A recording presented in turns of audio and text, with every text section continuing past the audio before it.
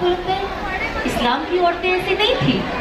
اسلام کی عورتیں تو حیادار تھی، ان کی باتوں میں نرمی تھی، وہ ہمیشہ جب بولتی تھی اچھی چیزیں بولتی تھی. تو میں یہ کیوں بنوں؟ کوئی اور اگر گندی باتیں کر رہا ہے وہ ان کا کیریکٹر ہے، ان کو گندا جواب دے کے میں اپنا کیریکٹر کیوں خراب کروں؟ اور کبھی کبھی میں تو سوچتی ہوں جو لوگ جتنی برائی کرتے ہیں نا میں اور خوش ہو جاتی ہوں. مجھے لگتا ہے بھائی میرے گناہ اللہ میرے توبہ سے معاف کرتا ہے نہیں مجھے نہیں پتا، ان کی برائی سے میرا گناہ تو معاف ہوتے جا رہا ہے، تو کرتے رہو. تو میں تو خوش ہوتی ہوں جس دن مجھے پتا چلتا ہے نا آج کسی نے میری برائی کری ہے، میرے بارے میں یہ کہا ہے، میں نے کہا اللہ کا لاکھ لاکھ شکر ہے آج کے سارے گناہ معاف بنا کوئی محنت کرے نا، ٹینشن ہی نہیں. تو اللہ نے ہمارے لیے دیکھیں کتنے آسان راستے بھی رکھے ہیں. اور کہتے ہیں نا جو انسان حق پہ ہو، جو انسان صحیح ہو، لیکن آپ کے ساتھ کوئی غلط کر رہا ہے لیکن آپ حق پہ ہونے کے بعد بھی چپ رہو، تو اللہ سبحانہ وتعالیٰ کیا کرتے ہیں؟ جنت میں آپ کے لیے بہت بڑا محل تیار کرتے ہیں. ابھی آپ ہم میں سے کوئی بول سکتا ہے، کوئی گارنٹی دے سکتا ہے ہمارے کوئی اعمال کی وجہ سے ہمارے لیے محل بنے گا؟ وہ تو مرنے کے بعد ہی پتا چلے گا. لیکن حدیث کیا کہتی ہے کہ حق پہ رہنے کے بعد اگر آپ چپ رہتے ہو تو آپ کے لیے محل ریڈی ہے. تو مجھے ایسا لگتا ہے کہ بس سنا چپ رہو اور اپنے محل پہ محل بناتے رہو. محل پہ جب اتنے سارے لوگ مل کے کوشش کر رہے ہیں مجھے جنت میں بھیجنے کی، محل میں رکھنے کی، تو میں کیوں ٹینشن لوں؟ کریکٹ؟ تو ہم سب کو بھی نا یہی سوچ رکھنا ہے، کون کیا بولتا ہے فکر مت کرو. دیکھو جب اچھا انسان آتا نا، جب میں بدلی، آج بھی لوگ نیچے لکھتے ہیں 100 چوہے کھا کے بلی حج کو چلی. میں نے کہا بھائی جانا تو حج پہ ہی ہے نا، چاہے 1000 کے 1 لاکھ چوہے ہو، ہاں کیا فرق پڑتا ہے؟ میرے کو کوئی 2 لائن بول کے اسے لگتا ہے کہ ہائے میں نے اس کو دل دکھا دیا، یہ اس کی سوچ ہے، یہ میری نہیں ہے. اور اب تو میں وہ ہو بھی نہیں سنا کہ میں اس چیز پہ اتنا غور اور فکر کروں. مجھے لگتا ہے جو کہنا ہے کہو، کتنا انسان کتنا کہہ سکتا ہے. اور یہ صرف میرے ساتھ نہیں، میں یہ واقعہ کیوں بول رہی ہوں کیونکہ بہت لوگوں کے ساتھ ہوگا. اب جتنی بھی بہنیں بچی یہاں پہ جو حجاب لے گی کہ ارے کل تک تو بڑا ڈانس کرتی تھی، گانے سنتی تھی، آج بڑا دین کی باتیں کرتی. میرے ساتھ تو بہت آج تک چل رہا ہے، 4 سال ہو گیا. ہاں تو یہ چلتا رہتا ہے. مجھے آج بھی یاد ہے جب میں نے میرا پہلا توبہ کرنے کے بعد جب میں نے میرا پہلا پوسٹ ڈالا تھا کنتم خیر امتی اخرجت للناس والا، مجھے نیچے لکھ کے آیا تھا پہلا کامنٹ، ارے واہ یہ ظالمہ تو عالمہ نکلی. تو that was a good comment. I took it as a compliment. That is the reason I remember it. کہ میں نے کہا واہ کیا بات کی، واہ واہ آج تک یاد ہے مجھے. میں نے کہا صحیح بات ہے. میں نے کہا ایک اللہ کی بات کرنے سے میں نے تو اس میں عزت دیکھی. سامنے والا نے جو بھی ریزن دیا کوئی مستی سے بھی لکھا ہوگا، میں نے تو اس میں عزت دیکھی. میں نے کہا واہ مطلب کسی نے مجھے. And I remember وہاں پہ بہت اچھی تھی علماء آپاؤں سے میری ملاقات ہوئی، جو لولو میم کی وہاں پہ بہت بڑا ان کا مدرسہ ہے، ان کی آئی بھابھی سے میں ملی تھی. تو وہ مجھے بتا رہے تھے، بولے پتا ہے ایک انسان کی جنت کتنی بڑی ہوتی ہے، جو سب سے آخری جہنم سے نکلے گا نا اس کی جنت کی دنیا کتنی بڑی ہے، اس کی 7 گنا زیادہ ہوگی. تو آپ سوچئے نیک انسان کی جنت کیا ہوگی، جو دین کو صحیح سے فالو کرے گا اس کی جنت کیا ہوگی. وہ عالم آپا نے بتایا آپ کو پتا ہے کیا ہے، جو انسان دین کی دعوت کرے گا اس کی جنت، اس کی جنت جو 7 گنا زیادہ ہوگی کمپیئر ٹو دعوت کرنے والے کی جنت ایسی ہوگی جیسے کاندھے کا ریشہ. اتنا مطلب اس کی جنت اتنی چھوٹی ہوگی جو ہمیں اتنی بڑی لگ رہی ہے. مطلب دعوت کا کام اللہ کو کتنا پسند ہے.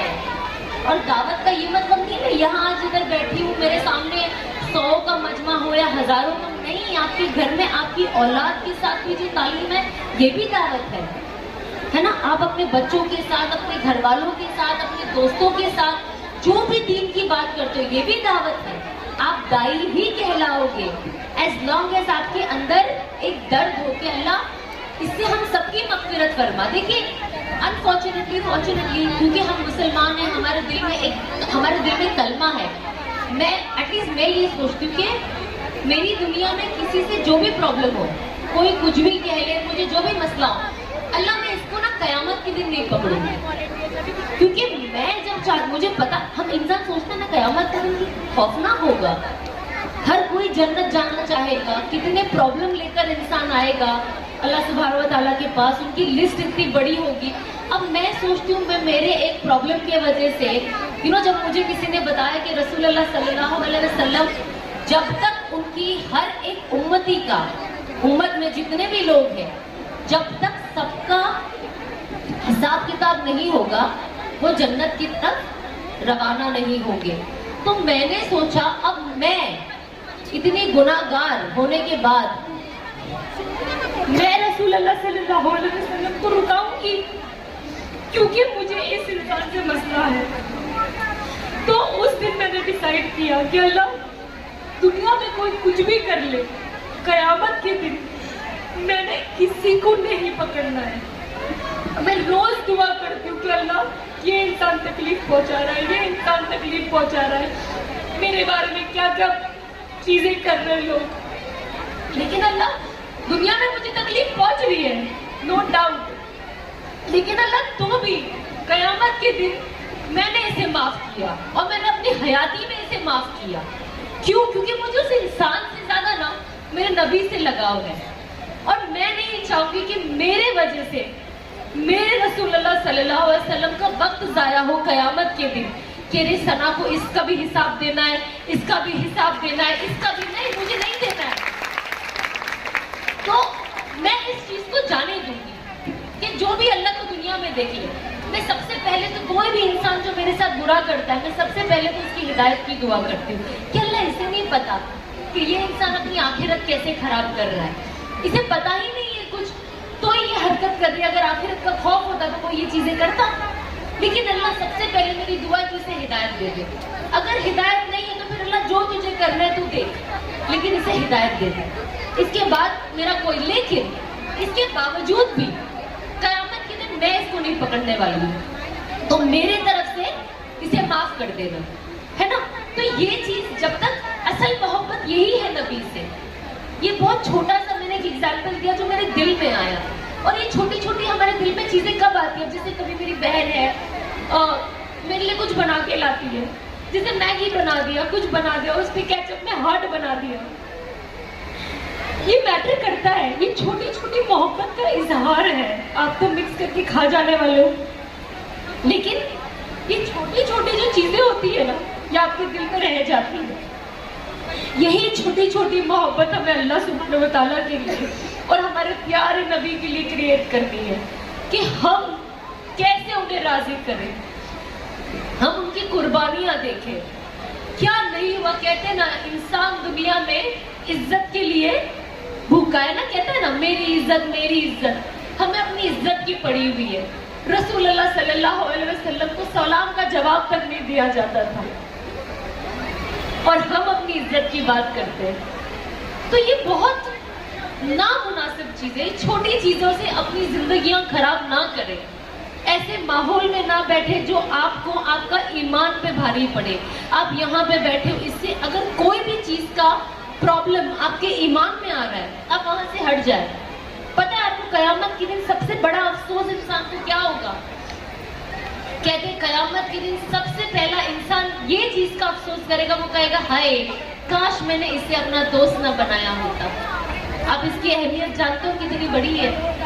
आज जितने भी लोग यहाँ पे आधे से ज्यादा बर्बाद है ना, वो एक गलत संगत में रहकर बर्बाद है, गलत दोस्ती यारी में रहकर बर्बाद है।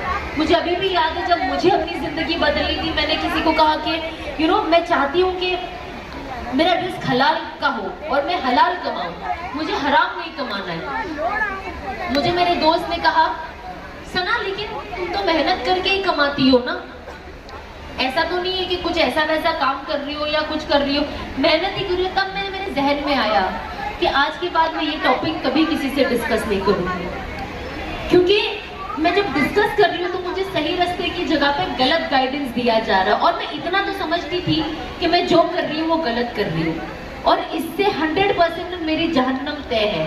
कोई जन्नत वाला काम नहीं है। मैं ये नहीं कहूँगी दिल अच्छा होना चाहिए, नजरें अच्छी होनी चाहिए, हिजाब नहीं करती हूँ मेरा दिल तो अच्छा है, ये वाली हिजाबी देखो कैसे सबसे जाके गिबत करती है, इससे अच्छी तो मैं हूँ, हिजाब नहीं पहनती पर गिबत तो नहीं करती हूँ। ये बेफिजूल बातों में ना मुझे आना है, ना ऐसे लोगों से बात करनी है।